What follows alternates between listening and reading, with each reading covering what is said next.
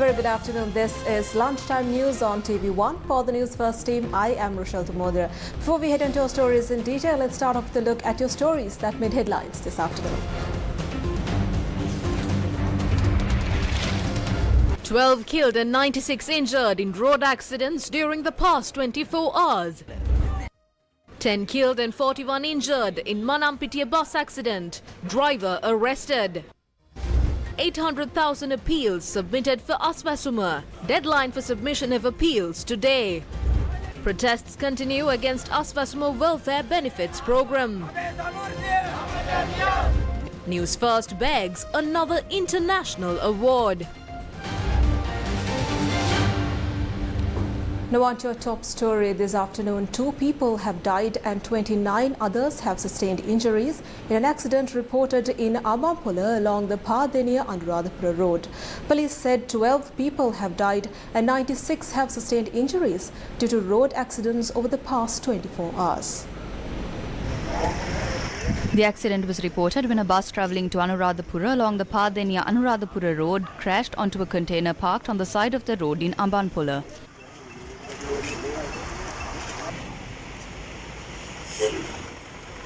The deceased were 32 and 71-year-old residents of Thalava. Those who sustained injuries have been admitted to the Galgamuwa hospital.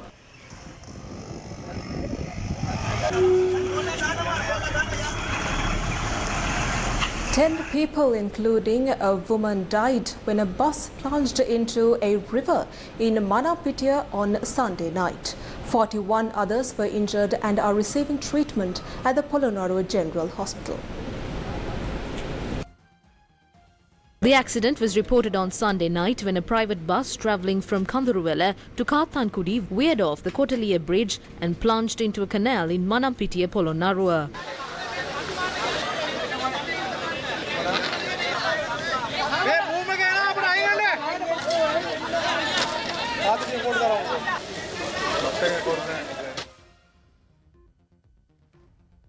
Police said the 40-year-old driver of the bus, a resident of Kathankudi, was arrested.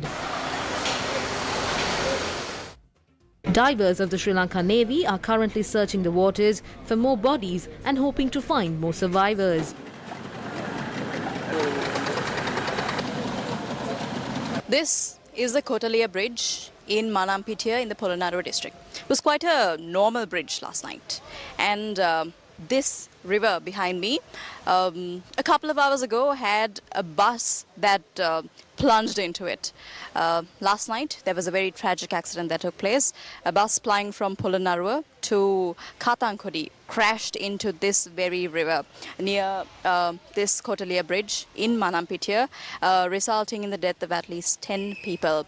And the bus that was here was recovered last night or early this morning by the Sri Lanka Navy officers and the Sri Lanka Police and Police Special Task Force who were here. They were also trying to locate belongings and missing people who were suspected to be still inside the river at the time.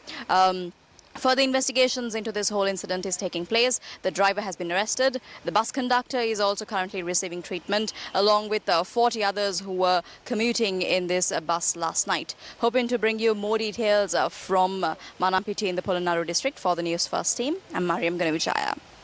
Villagers said the unsafe condition of the bridge is the main cause for such incidents.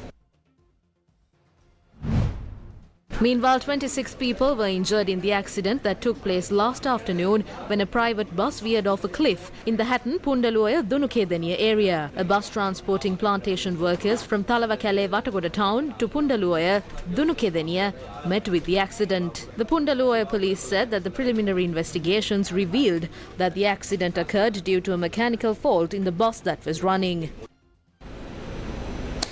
Now on to more local news. The time period granted to submit appeals with regards to the Aswasuma Welfare Benefit Program ends on Monday the 10th.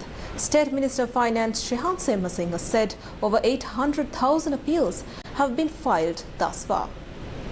835,000 appeals and 11,000 complaints have been made. The time period granted to file appeals will end from the 10th of July. We granted a period of 20 days to submit appeals after the temporary name list was published. After considering the appeals, we will be able to publish the name list of those eligible. That would be of 90 household units.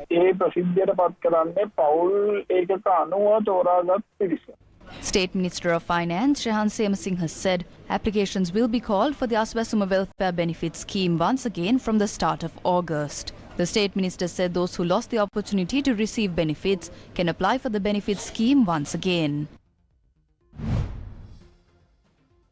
Meanwhile, people from many areas visited the respective divisional secretariats to submit appeals. A large number of people came to the Nochiagama Divisional Secretariat to hand over their appeals.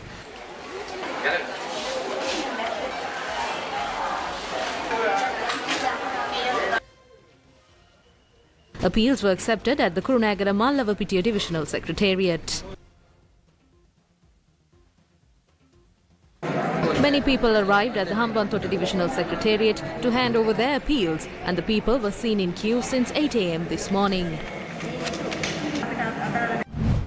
Meanwhile, a protest was organised demanding to provide benefits to the people who were excluded from the Aswasuma Welfare Benefits Programme. The protest was organised by the Ampara district organisers of the Samagi Janabala Vegaya. Director General of the Presidential Trade Unions, Saman Ratnapure, expressed his opinion regarding the Aswasama programme at a meeting held in Valimada yesterday. 208 billion was allocated to the Aswasama program for 2.4 million. Samurthi only provided for 1.4 million. We requested certain people to fix this, but it was not done and gave various excuses for that. Thus, the document is slightly wrong. They put various people and made it to 1.2 million. So there is a considerable gap. That's why we told to present appeals. Close to 700,000 of appeals have been received, and there are 7,000 objections as well. Everything is checked. We have no doubt about it. Everyone who presented appeal and objections will be provided with the Aswasama welfare benefits.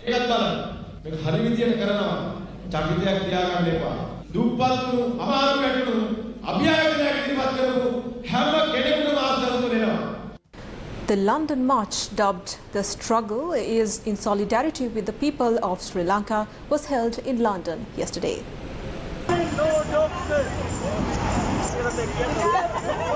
The march, which commenced from the Sri Lanka High Commission in London, proceeded towards Downing Street. The protest march was organised by the Movement for People's Struggle of Sri Lanka in the UK and was held signifying the people's resistance towards the Aragalaya.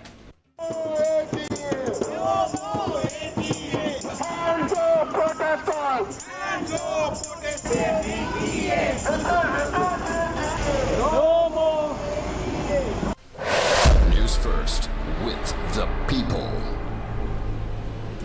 Now on to more local news. The director of the Maharagama Apeksha Hospital, Dr. Aruna Jayasekara, said the radiology equipment at the hospital, which was broken down, is being repaired.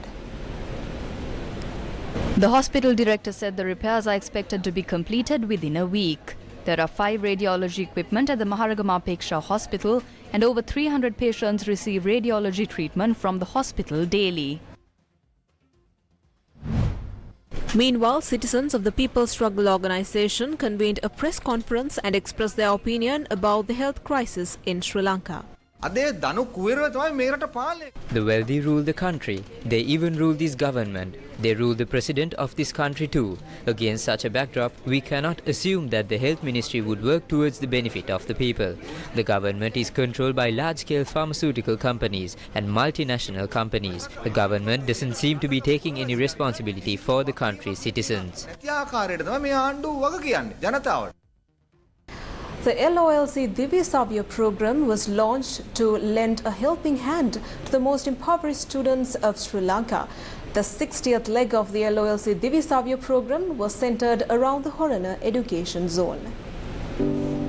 Under the LOLC Divya Savya program, exercise books and stationery items are distributed among the most impoverished students in Sri Lanka. Exercise books and stationery items were distributed among students of the Menerigama Primary Vidyalaya, Kurana Primary Vidyalaya, Ferasesta Tamil Primary Vidyalaya, Kandanapitiya Primary Vidyalaya, Kandana Primary Vidyalaya, and the Devamulla Primary Vidyalaya this morning. Hundreds of children have benefited under the LOLC Divisavya program.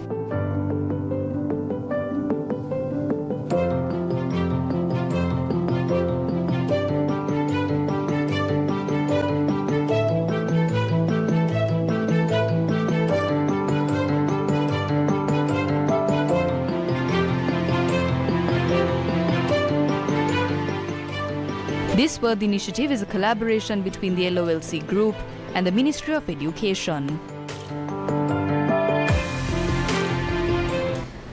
News First won the prestigious Asia Pacific Broadcasting Union Asia Vision Award for frontline reporting on protests in Colombo. The award, presented during the ABU Global News Forum in Malaysia on Monday, was for the compelling vision from the front line of protests in Sri Lanka's capital Colombo throughout 2022. News First is the news arm of MTV Channel Private Limited, Sri Lanka's largest independent media organisation.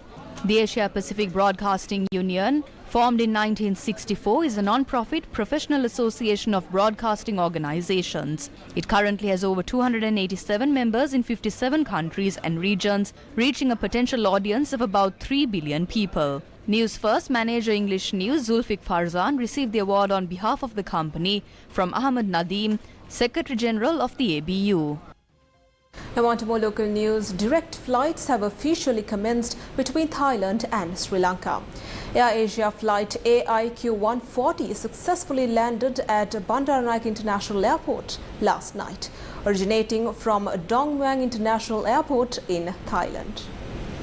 According to the News First Airport correspondent, the flight carried a total of 134 passengers and 7 crew members. With the introduction of this new service, there will be a total of 4 weekly flights connecting Thailand and Sri Lanka. Flights to Don Muang Airport in Thailand are scheduled at 11 p.m. every Monday, Wednesday, Friday and Sunday. The flight duration for this route is approximately 3 hours and 15 minutes.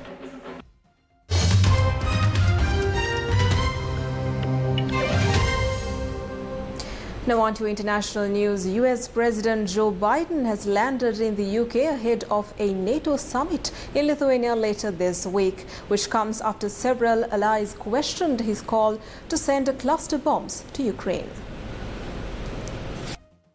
The UK and Canada among those who voiced concern about supplying the bombs, which are widely banned because of the danger they pose to civilians. The US said they are needed because Ukraine's weapon stocks are dwindling. On Monday, Biden will meet UK Prime Minister Rishi Sunak. The two men are expected to discuss various issues, including the war in Ukraine. Sunak has not directly criticized his US counterpart following Friday's cluster bomb announcement, but on Saturday he said that the UK was one of 123 countries signed up to the Convention on Cluster Munitions, an international treaty which bans the production or use of the weapons.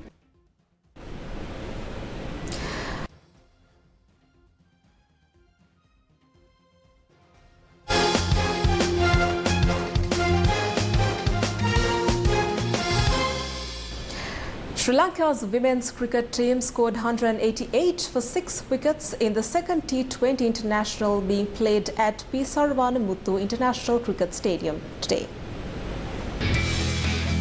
New Zealand women won the toss and put Sri Lanka into bat at the Pisara Stadium in the second T20 international. For the visitors, Liata Huhu snapped up 4 wickets for just 21 runs and Sri Lanka struggled to 118 for 6 wickets. New Zealand lead the series 1-0.